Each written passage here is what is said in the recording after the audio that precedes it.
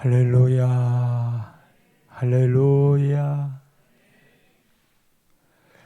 영화나 소설을 보면 반드시 스토리가 있고 그리고 주인공이 있습니다. 그 스토리는 주인공을 중심으로 움직이고 주인공은 그 스토리의 많은 분량을 차지하며 마지막까지 죽지 않고 살아 있습니다. 영화를 보다가 저 주인공이 죽으면 어쩔까 하는 가슴 졸인 일들이 있었을 겁니다. 그러나 이 주인공의 법칙을 보고는 염려하지 않기로 했습니다. 왜냐하면 주인공은 잘 죽지 않을 뿐 아니라 죽으면 끝이 나기 때문입니다. 오늘 본문의 달란트 비유는 모두 세 사람이 나옵니다. 5달란트, 2달란트, 그리고 1달란트. 이 세 사람 중에 조금 전 이야기했던 주인공의 원칙에 따르면 누가 주인공일까요? 마지막까지 남아서 그 중에 제일 주인하고 많이 이야기했던 사람, 그 사람은 1달란트 받은 사람입니다. 하나님은 이 1달란트 받은 사람을 통해 오늘 이 아침 우리에게 하시고 싶은 말씀이 있습니다. 이 1달란트 받은 사람을 보면 세 가지 평가가 나옵니다. 26절에 악하고 게으른 종아, 그러니까 악한 종과 게으른 종 두 가지가 나오고 30절 말씀에는 무익한 종이라고 합니다. 악한 것은 시작이고 게으른 것은 과정이고 그리고 무익한 건 마지막 결과입니다. 자, 오늘 본문의 배경을 먼저 좀 살펴볼까요? 어떤 사람, 주인이라고 그랬어요. 타국에 가면서 종들에게 자기 소유를 맡깁니다. 잘 관리해 달라고.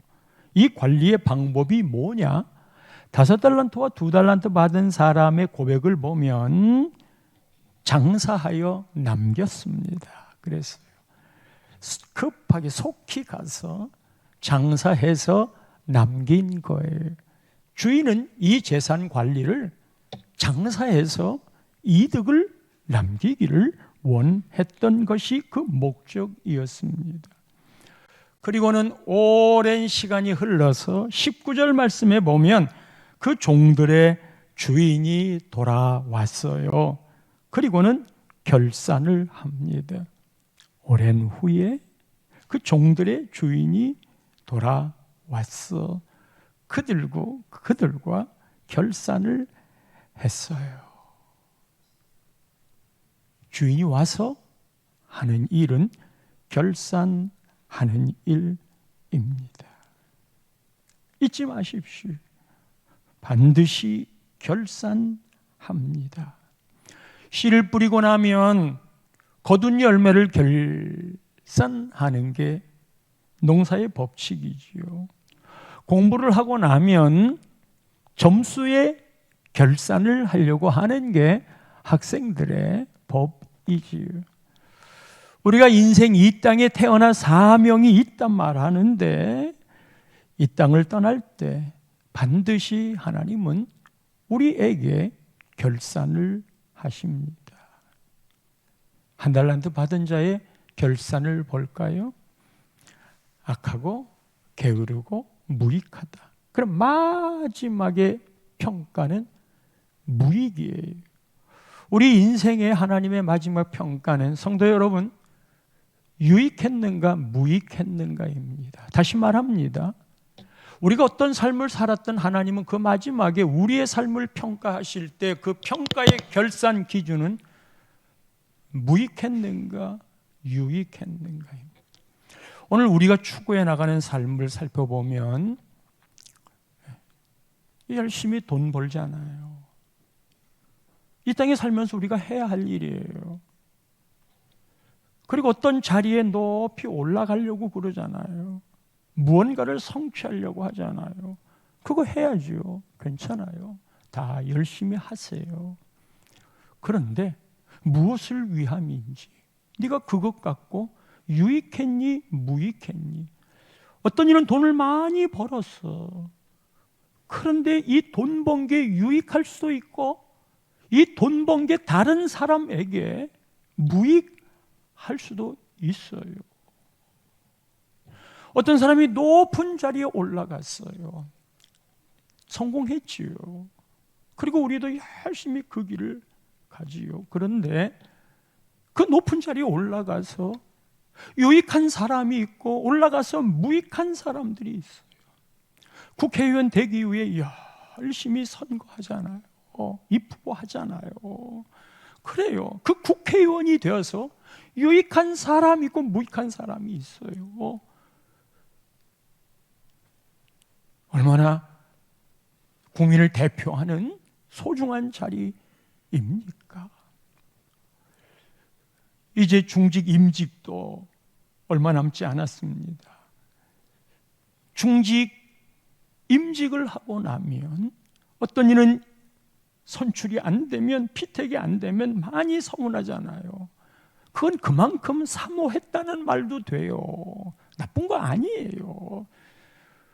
중요한 건 어떤 이에게는 하고 싶은 중직이 안 됐는데 그래서 나는 됐어.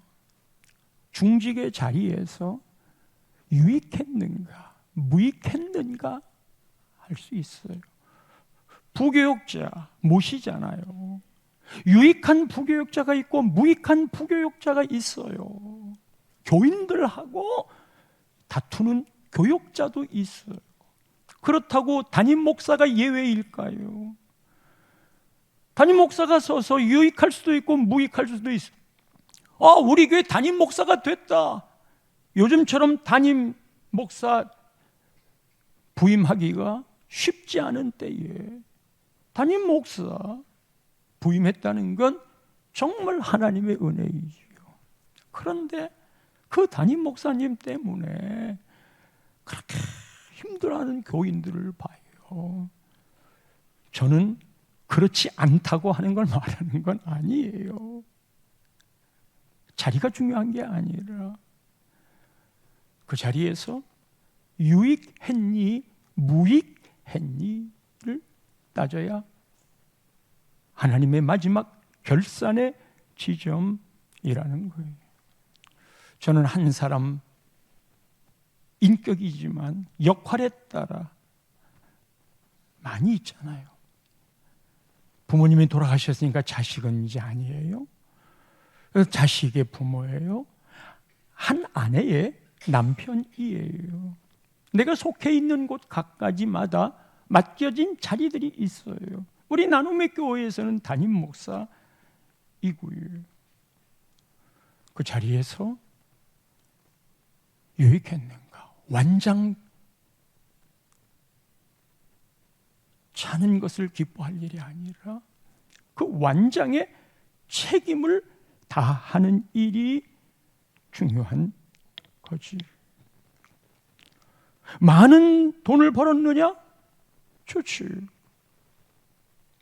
묻습니다. 그때 하나님이 유익했니 무익했니? 높은 자리 유익했니 무익했니? 우리는 보통 어릴 때부터 한국 전래 동화를 들으면서 자라잖아요. 거기에 다 가치관이 담겨 있어요. 아이들이 어릴 때 그 얘기를 우리는 어릴 때 귀신 얘기 굉장히 많이 들었어요. 그 이른바 미신 같은 그런 이야기들. 근데 그게 어릴 때부터 자라니까 진짜로 그렇다는 느낌이 들 만큼 삶의 한 귀퉁이를 차지하고 있는데 흥부와 놀부, 거기는 선하게 살아라 그 의미가 담겨져 있지만 제비다리 고쳐주고 박씨 하나 얻어서 심었다가 대박 났잖아요. 놀부 그거 흉내내고 일부러 제비다리 부러뜨리고 고쳐주고 박씨 하나 얻어서 나중에 톱질했더니 쪽박 났잖아요. 하나는 대박이 나고 하나는 쪽박이 났어요. 그 대박 난 그 이후가 뭐냐? 고레등 같은 기와집 짓고 잘 살았다. 어릴 때의 방향과 꿈이 그런 요행적인 것 아니더라도 착한 마음을 갖고 살면 좋다는 교훈도 있지만 대박 나가지고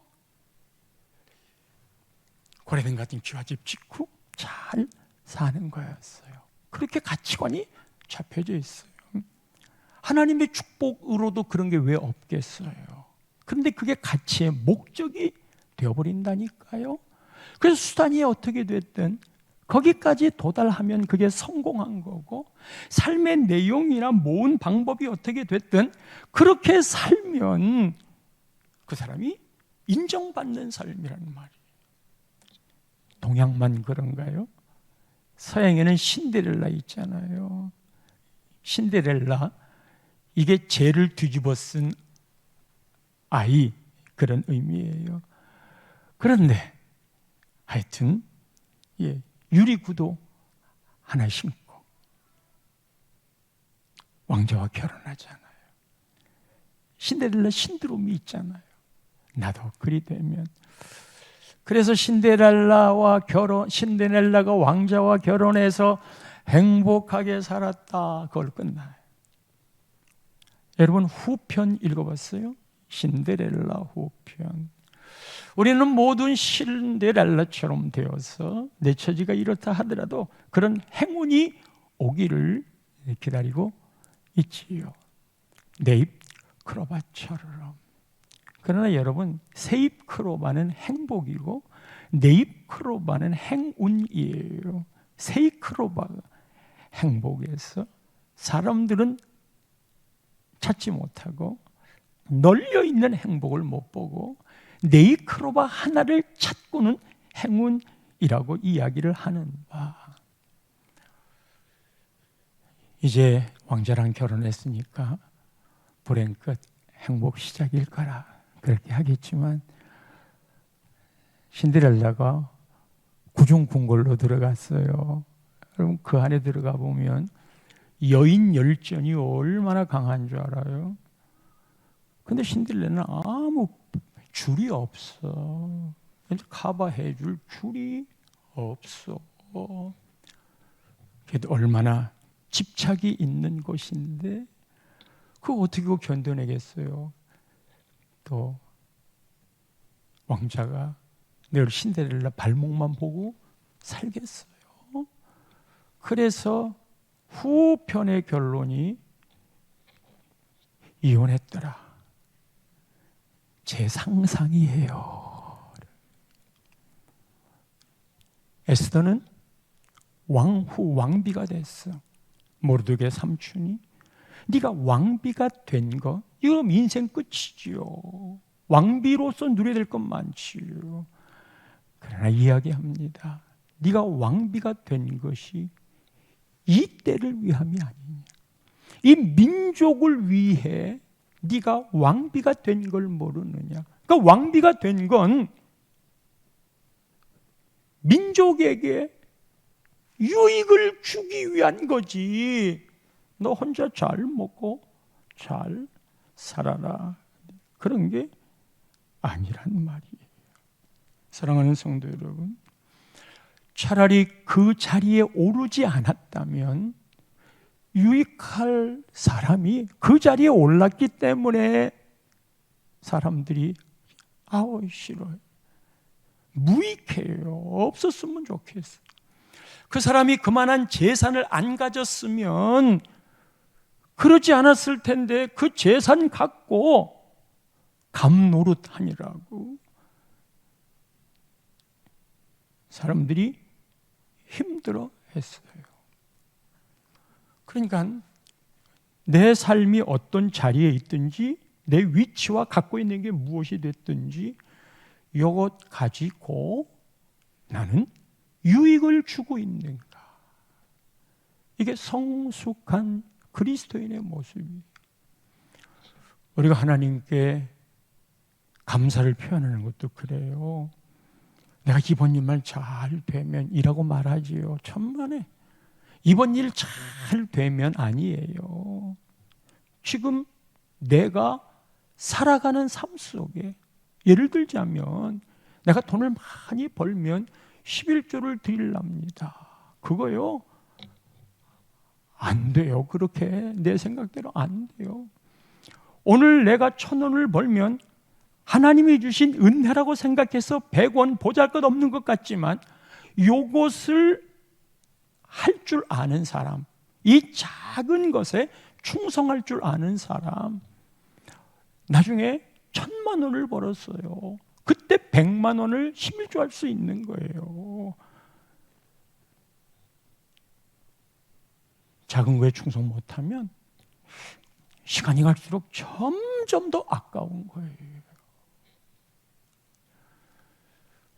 지금 내 삶의 자리에서 하나님이 보실 때 유익했는가 무익했는가, 그건 나중에서 평가이지만 내 마음에는 내가 유익을 주나 무익을 주나, 찬양대 하나를 서더라도 유익을 줄 수 있고 무익을 줄 수 있어요.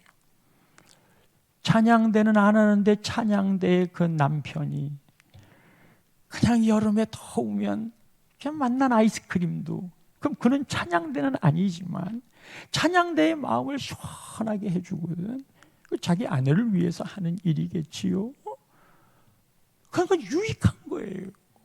찬양대의 그 사람은 유익한 거예요. 근데 그게 많이 복잡하고 돈이 드는 일이 아니에요. 조금만 마음을 써주면 될 수 있는 일이거든요. 제가 신대원 다닐 때 기숙사에, 그때는 다 연탈 나누를 뗐어요. 우리 같은 룸메이트가 제 침대도 2층으로 있고 그러는데 감기에 걸렸어요. 감기에 걸렸어요. 객지에 나와서 신학 공부해서 죄종 되겠다고. 예. 근데 그 사람이 걸린 게 아니고 내가 걸렸어요. 제가. 그냥 기지막 걸럭걸럭 하는데 나이는 저보다 많아요.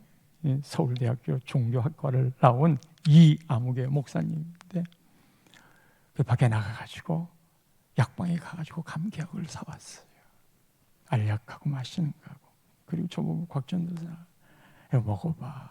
곽전도사 그 약값이 얼마나 되겠어요. 근데요, 그때 저를 생각하고 그렇게 약을 사다 준 그분의 그 사랑이 잊혀지지 않았어. 그건 큰 교훈이었거든요.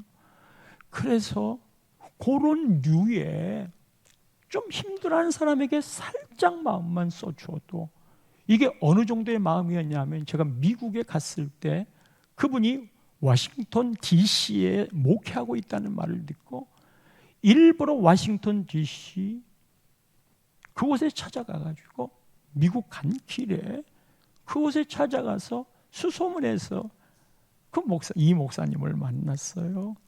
그리고 이 목사님한테 그 추억을 이야기했죠. 그때 아무도 돌보는 사람이 없는데 하여튼 룸메이트라고 저에게 그렇게 감기약을 사다 줘서 감동으로 남아있다고. 그들이 몰라요. 기억도 못해요. 그래요. 원래 이렇게 은혜를 베푼 건 물에다가 쓰고, 어떤 사람은 그냥 막 속상한 마음은 돌에다가 새기잖아요. 그런데 우리 은혜라는 거는요, 해놓고 잊어버려. 베푸는 사람. 그러나 받은 사람은 그거를 돌 신비에 새겨 놓는 거지요. 예전에 제가 3가지 일을 겪었을 때 방법이 없어요. 어머님 수술비, 아버님 병원비 감당해야 되는데 이제 막 신학교 다니고 있는 중이고 군대 막 제대했을 때 돈 구할 데가 없어요. 그래서 교육전도사 할 때 딱 한 사람한테 어머님 병원비가 필요하다고 얘기를 했어요. 은행에 다니시는 분이었는데, 근데 그분이 딱 거절을 했어요. 그리고는 그 이후로 지금까지 살면서 단 한 번도 하나님의 좋은 사람한테 손 벌리지 말아라, 아주 좋은. 근데 군대에 있을 때, 그분도 은행을 다녔는데 군대에 있을 때 저의 고참, 저는 나이가 많이 들어서 군대를 갔거든요. 나이는 비슷하지만 고참이었어요. 그분이 제대를 해서 있다가 제 소식을 들었어요. 그리고는 그분이 저한테 얼마를 빌려주더라고요.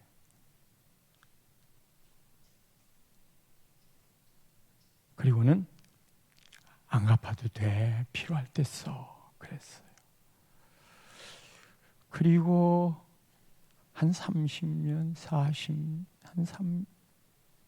40년 지났나요? 제 마음이 자꾸 걸려가지고 그분을 찾았어요. 은행에 찾아가지고 명단을 부르니까 연락처가 나왔어요. 연락을 했어요. 그리고 가서 만났어요. 경비를 쓰고 있더라고요. 믿음이 참 좋아요.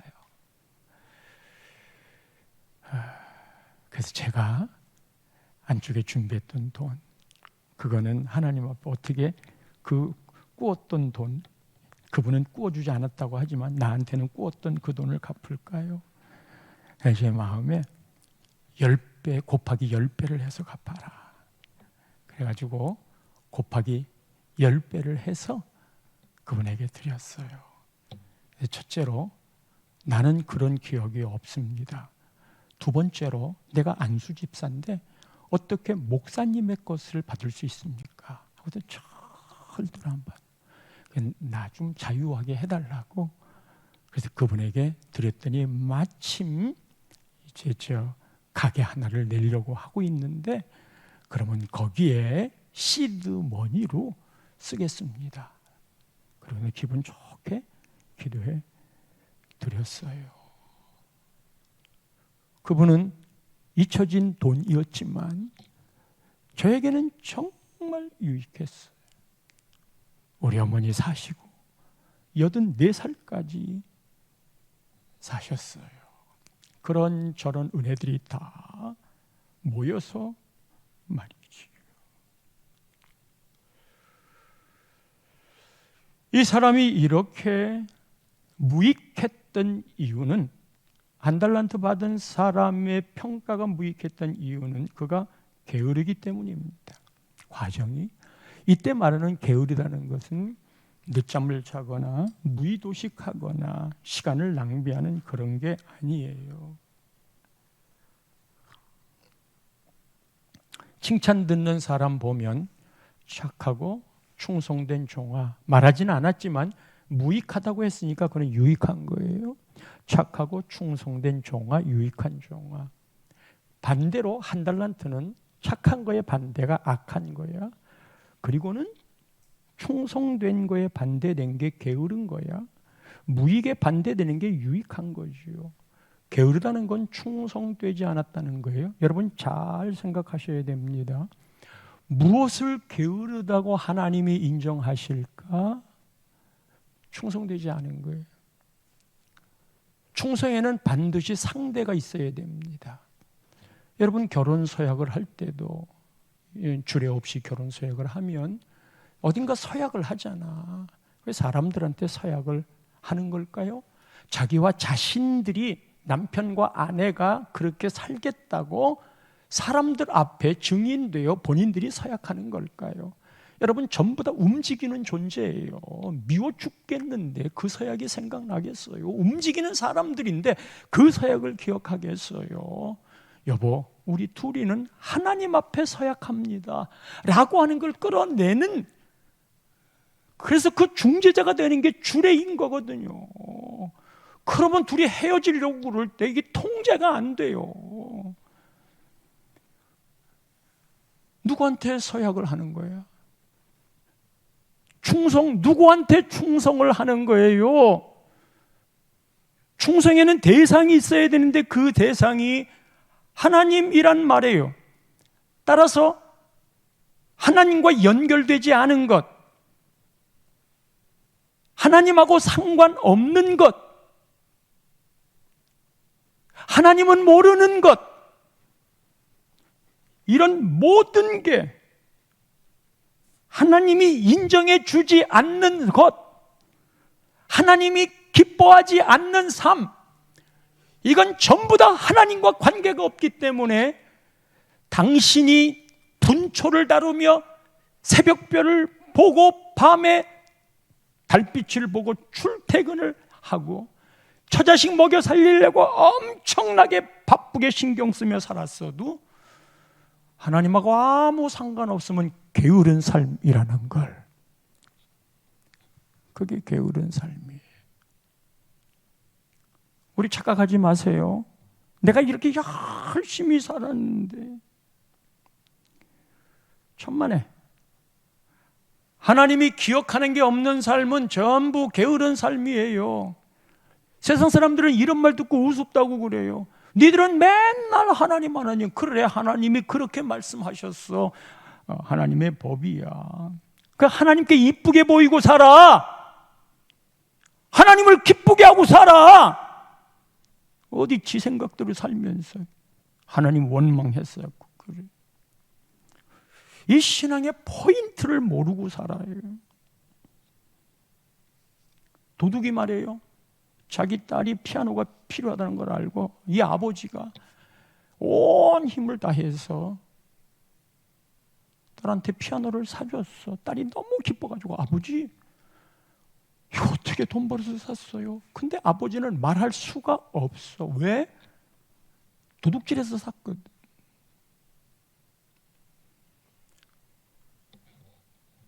도둑이 얼마나 열심히 사는 줄 알아요? 열심히 살아요. 남 잠 다 잘 때 연구하고 또 연구해서 담장 넘어요. 그도 최선을 다해서 자식을 위해 사는 거예요. 아버지 역할을 했지. 그런데 자식에게 떳떳하지를 못해. 아무것도 남는 게 없는 거예요. 어느 다른 데서는 신부님이라고 예화가 나왔더라고. 신부님. 그러니까 저는 목사라고 그럴게요. 어느 목사님이 휴가를 얻었어요. 휴가를 얻어가지고 골프를 하러 갔어요. 골프에 홀 인원이 됐네. 골프하는 사람들에게 홀 인원은 대단한 거예요. 자랑하고 싶어요. 월척을 잡은 것처럼. 그런데 자랑을 못해요. 왜? 주일날 골프했거든. 휴가 중. 주일. 그러니까 말하고는 싶지만 말 못하는 것. 이건 하나님 앞에 저 이랬어요 라고 말할 수 있는 게 아니에요. 하나님하고 아무 상관이 없는 거야. 본인은 열심히 살았다 하지만 하나님이 보실 때는 게으른 삶이다 라고 말하는 것이에요. 성도 여러분, 우리는 분초를 아끼며 정말 열심히 살아갑니다. 생활하기 위해서 가장은 처자식을 먹여 살린다는 의미로. 그런데 열심히 해도 하나님하고 상관이 없으면 게으른 삶이에요. 남는 게 뭔가? 자식을 키워가면서도 하나님의 뜻을, 돈벌이를 하면서도 하나님이 기뻐하시고 기억하시는 삶을, 교회를 섬기는 것도 자기 영광 말고 하나님이 인정해 주시는 삶. 그래서 우리의 삶에 시간은 가잖아요. 24시간 하루. 그 클로노스라고 그래요. 이 클로노스의 시간 중에 하나님이 기억하는 시간을 카이로스라고 그래요. 우리는 100살이 죽으면 100년 산 거예요. 그러나 하나님의 기억하심은 그 100년의 삶에 창조의 삶, 하나님의 뜻을 따르는 삶, 이거를 더 간단히 표현하면 다른 사람을 유익하게 한 삶, 그것만 남는단 말이에요. 그것만 남는단 말이에요.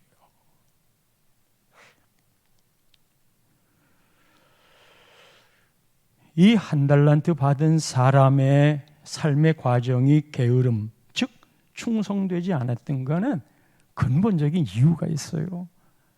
악하기 때문에. 근데 여러분 생각해 봅시다. 이 한 달란트 받은 사람이 뭐가 악해요? 다른 사람 사기쳤어요? 등쳐먹었어요? 본전 까먹었어요? 본전 그대로 갖고 있어요. 땅속에 파묻었다가 다 그대로 갖고 왔잖아요. 아니 이 사람이 어떻게 악해요? 까먹는 놈도 있고 다른 거 사기쳐가지고 빼앗아 먹는 놈도 있는데 지가 묻어놨다가 갖고 왔는데 뭐가 악해요? 여러분 성경에 이런 개념을 이해하지 못하면 하나님이 대단히 서운하고 오해가 돼요. 그걸 받아들여지지가 않는 거야. 개념 모른다는 말은 하지 않고 자기 생각에 하나님이 왜 이러는 거지? 그것도 제가 잘 아직 어려서 모르니까 깨닫게 해주세요. 그러면 겸손인데 자기가 딱 내린 판단과 결론을 갖고 이게 무슨 하나님이야 라고 막말이에요. 물론 알아가는 과정에 그런 표현마저라도 하나님은 다 감싸 주시지만 늘 말하잖아요. 선과 악의 개념이 뭐냐? 의와 불의의 개념이 뭐냐? 딱 하나잖아요. 하나님과 연결이 되어 있으면 선이에요. 천지를 창조하고 하나님이 보시기에 좋았더라. 사람 창조하고 심히 좋았더라 라고 말을, 좋았더라가 토부예요. 천지를 창조해 놓고 참 좋았더라 이렇게 말씀하신 이유는 하나님의 뜻대로 하나님이 명령하니 탁착착착 세팅이 되는 거거든요. 하나님의 뜻대로 세팅되는 게 참 하나님이 좋은 토부, 그게 선이라는 거예요. 하나님의 뜻이 이루어지는 것. 나눔의 교회 안에 주일 되면 당연히 예배드리는 이 모습을 보고 성도들이 쭉 와서 예배를 드리면 하나님은 이 자리에 오셔서 참 보기에 좋았더라. 토부. 왜? 하나님이 원하는 대로 이루어졌으니까. 주일은 거룩한 날이다. 이 날은 내 날이다. 아버지 앞에 모여라 라고 말했기 때문에 그것을 하나님이 생각한 대로 다 따라주니까 이 예배드리는 모습을 그렇게 좋아하셔서 하나님이 심히 좋아하셨더라. 하나님의 사람들이 그곳에 모이니까 하나님은 마지막 날에 사람을 창조하고 심히라고 하는 말을 하나 더 거기에다가 넣었어요. 근데 하나님의 사람들이 이렇게 하나님의 뜻을 따라 모두 예배하고 말씀을 듣고 하나님을 찬양하고 기도를 드리고 감사하고 있으면 하나님이 이 모습을 얼마나 좋아하겠어요. 이게 남는 거라니까. 인생에 예배한 만큼 우리의 인생을 살게 돼 있어요. 하나님은 이 자리를 외면하지 않습니다. 우리는 그냥 와서 여기 강연 듣는 게 아니잖아요. 하나님 앞에 영광 돌리고 하나님의 뜻을 따라 살겠다고 다짐하는 이런 교통의 시간이기 때문에 인생이 예배한 것만큼 난단 말이에요. 예배를 아까워하지 마세요. 뉴욕에서 어느 사람이 막 그냥 전철로 찍까봐 막 따라오더니 그 다음 차 안 타고 한 10여 분가량 일찍 탔잖아요. 아이고 10분 벌었네 그런 거예요. 그러니까 거기 있던 중국 사람이 물어봐. 그 10분 벌어서 어디다가 쓸 건데요? 그 10분 벌어서 어디다가 쓸 건데요? 그거 벌어서 어디다가 쓰려고요? 뭐 때문에 그렇게 10분 벌었다라고 말씀하는 거예요? 선악의 개념은 윤리와 도덕의 개념이 아니에요. 하나님하고 상관없거나 하나님하고 멀어지면 다 악이고 불의이고, 하나님과 가까워지고 하나님과 상관이 있거나 관계가 있으면 이 모든 것들이 다 선이고 의란 말이에요. 그렇다면 이 악한 한 달란트 받은 사람이 악하다고 한 거는 주인과의 관계가 잘못 설정됐어요. 주인과의 관계에 어떻게 설정이 됐냐면 24절과 25절 말씀에 보면요, 이 악한 자, 한 달란트 받은 사람은 주인이요, 당신은 굳은 사람이라. 왜 굳은 사람이야? 심지 않은 데서 거두고 해치 않은 데서 모았다. 심지 않은 데서 거둔다? 이거 사기꾼이지. 지가 심지 않은데 거두려고 그래? 해치지 않은 데서 모은다. 닭이 모이를 먹을 때는요, 막 발로 해쳐야 돼요. 그래서 거기서 벌레를 잡든지 곡식 나다를 먹든지 그런 노력도 안 하고 모으려고 하고 거두려고 한다? 진짜 노랭이네. 더 심한 말로 이거 사기꾼이네. 주인에 대한 그의 설정이 그랬어요. 주인에 대해. 성도 여러분, 우리의 인생의 주인이 하나님에 대한 설정 그렇지 않아요? 하나님에 대해 여러분들이 어떻게 생각하고 있어요? 그래서 말하잖아요. 하나님이 하시는 모든 일은 옳다. 그래야 하나님이 기뻐하는 거지. 근데 내 생각에 하나님이 딱 잘못됐어요. 하나님이 잘못됐어. 하나님을 불평하고 하나님을 원망하거나 하나님에 대한 폄훼하는 그런 말을 하는 건 주인과의 관계가 잘못됐어. 하나님을 알아가려면 제대로 알아가세요. 하나님이 기껏 예수 통해 사랑해 놓고 너를 내가 택했는데, 그래서 마음껏 부어주고 싶은데 어디서 못된 것들을 들어가지고 못된 이야기만 들어가지고 뭐 하나님이 헌금만 빼먹는 분처럼 생각하게 만들고 우리를 앵벌이야 시키는 분으로 그런 것들만 듣고 그런 것들 있으면 전부 다 끊어버리세요. 하나님에 대한 나쁜 이야기를 하면 전부 다 끊어버리라는 말이에요. 교인들끼리 이야기하다가도 교회가 나쁘다, 하나님이 나쁘다 이런 말하면 듣지 마세요. 내 신앙에 아무 도움이 안 돼. 근본적으로 하나님 앞으로 들어가 보자 말이에요. 하나님이 그런 분이신가? 주인에 대한 생각이 오해가 있어요. 25절에는 그런 주인이 두려웠어. 두려워. 주인이 두려워. 무섭기만 해. 인격적인 분이 아니에요. 당신의 달란트를 땅에 감추어 두었다. 그리고 가져왔다. 장사해서 남기랬더니 장사하다가 잘못되면 큰 혼을 날 것처럼 생각을 했나 보지요. 주인이 이걸 보고 악하고 게으른 종아 하고 말하는 거죠. 또 하나, 주인에 대한 오해가 있었어요. 주인에 대한 오해라는 건 오늘 말씀 15절에 보면 주인이 나누어 줄 때 어떻게 나누어 줬느냐 하면 15절입니다. 각각 그 재능대로 나눠줄 때 각각 그 재능대로, 재능은 탈란트이고 여기에서 말하는 금 탈란트. 근데 나눠주는데 멀리 가면서 장사를 하라고 나눠주는데 5개를 나눠주네. 그 다음에 2개를 나눠주네. 그러면 4차례가 됐네. 주머니에다가 손 넣고 계산하니까 쟤는 5개. 뭘 좀 미움받았나? 2개밖에 그 다음은 못 받았네. 나는 안 그러겠지. 근데 자기는 1개밖에 안 주네. 이런, 거기에 서운함이 꽉 몰려온 거예요. 거기에 서운함이 꽉 몰려. 근데 여러분 보십시오. 5개, 2개, 1개라는 숫자의 개념으로 표현을 했지만 이게 달란트예요. 숫자라는 개념으로 이해할 때 잘 생각하세요. 그 재능대로 주는 건 주인 마음이에요. 예를 들자면 우리들 같이 신앙생활하면서 어떤 교인은 달란트가 많아. 저 사람은 노래도 잘하는데 그림까지 잘 그리고 왜 그렇게 말재주도 좋아? 그리고 그냥 음식 만드는 솜씨도 좋아가지고 어쩌면 저렇게 잘할까?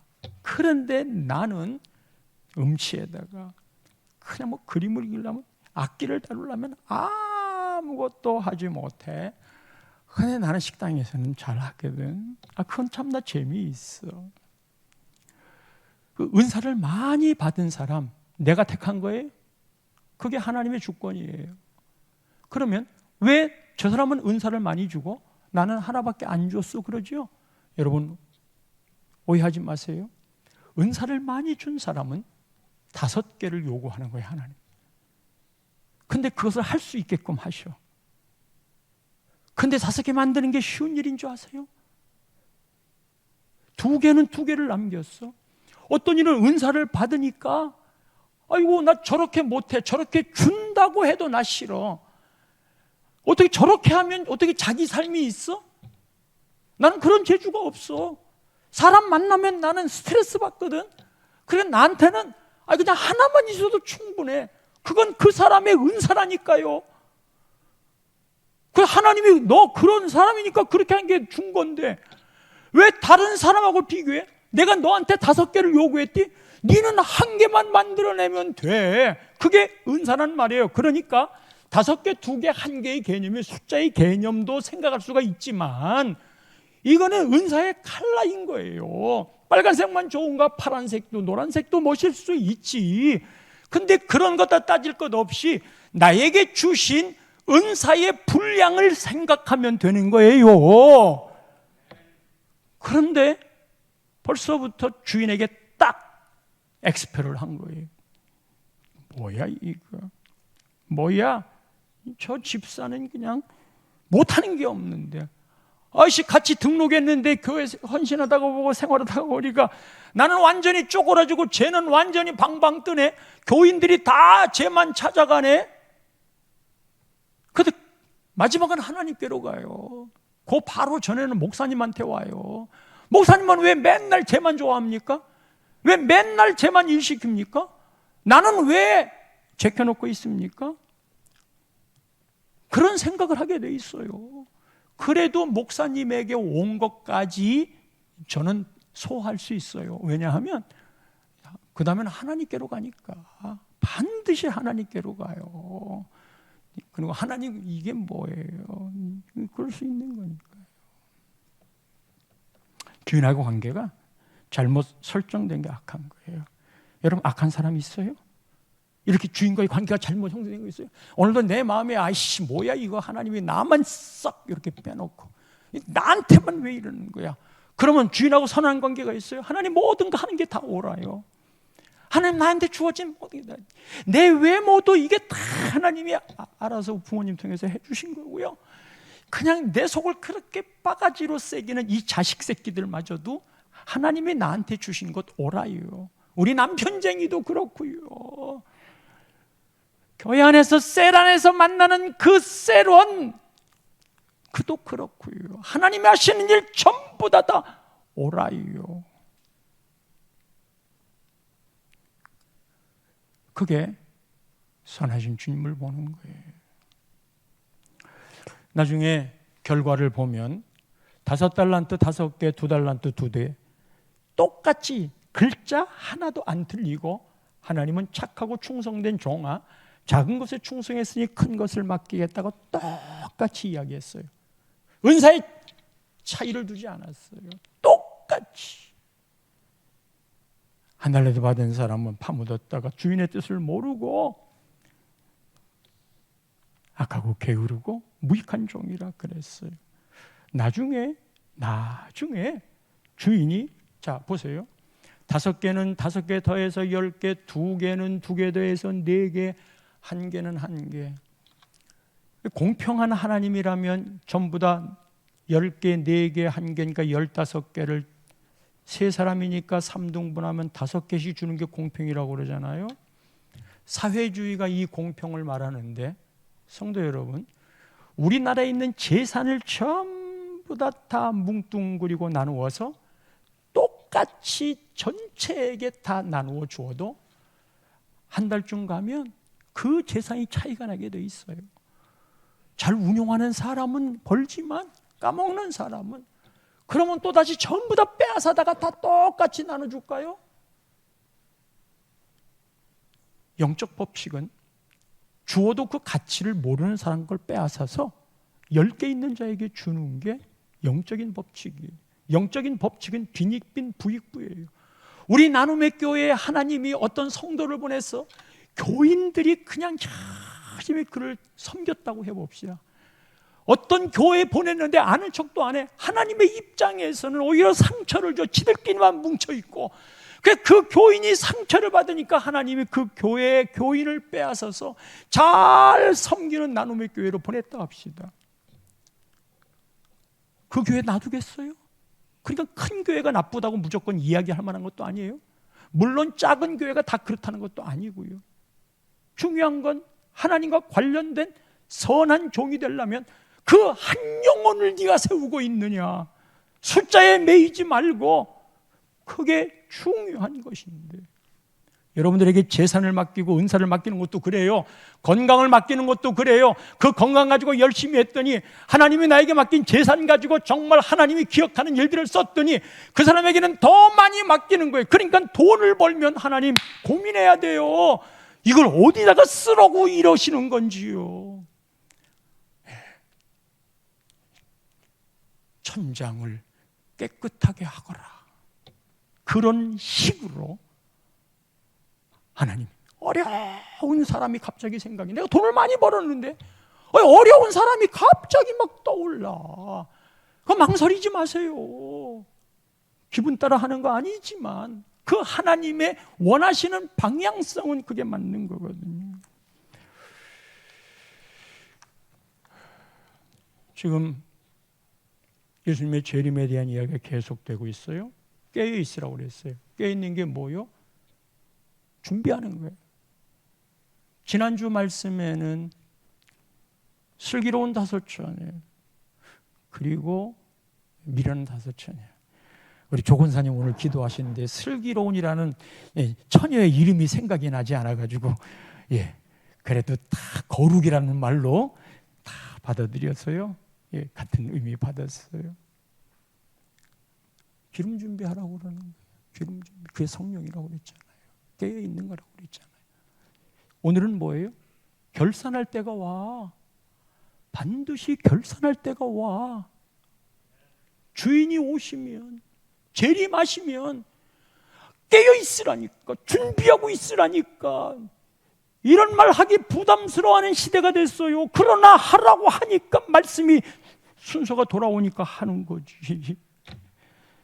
준비합시다. 결산을 생각합시다. 하나님 기억하는 일 갑시다. 할렐루야.